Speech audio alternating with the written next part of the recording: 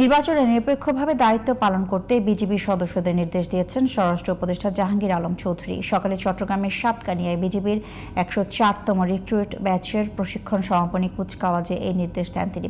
স্বরাষ্ট্র উপদেষ্টা বলেন, যারা পালিয়ে গেছে তাদের ভয়ে ভীত নয় সরকার। সাইরাস মাহমুদের রিপোর্ট, জানাচ্ছেন জিয়াউন আশরাফ।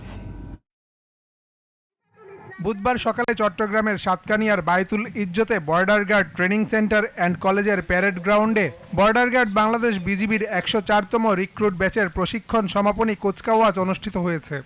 এদিন বিজিবির ইতিহাসে সর্বোচ্চ ৩০২৩ জন নবীন সদস্য দেশের সার্বভৌমত্ব ও অখণ্ডতা রক্ষার শপথ নেন।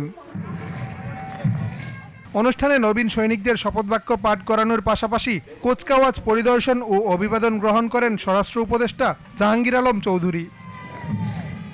প্রধান অতিথির বক্তব্যে স্বরাষ্ট্র উপদেষ্টা জানান, আসন্ন জাতীয় নির্বাচন অবাধ, সুষ্ঠু ও উৎসবমুখর করতে সব ধরনের প্রস্তুতি নেওয়া হয়েছে।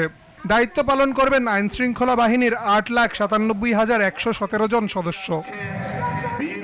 নির্বাচনে নিষ্ঠা, সততা ও পেশাদারিত্বের সাথে দায়িত্ব পালন করতে বিজিবির সদস্যদের নির্দেশ দেন জাহাঙ্গীর আলম চৌধুরী। নির্বাচন প্রসঙ্গে স্বরাষ্ট্র উপদেষ্টা বলেন, বাহির থেকে দেয়া হুমকি ধমকিতে ভীত নয় সরকার। দূরে থেকে যদি তারা ওই বিভিন্ন ধরনের কি বলে বক্তব্য দিচ্ছে, যদি তাদের এত সাহস থাকে তো দেশে এসে তো দিত। যারা পালাই আছে অন্য জায়গায়, ওখান থেকে তো পালাই আছে, চোর তো অনেক কিছু বলতে পারে, তারা পালাই ওখান থেকে বলতেছে, তাদেরটা কোনো কেউ শঙ্কিত হবে না। জামান আশরাফ, জিটিভি নিউজ।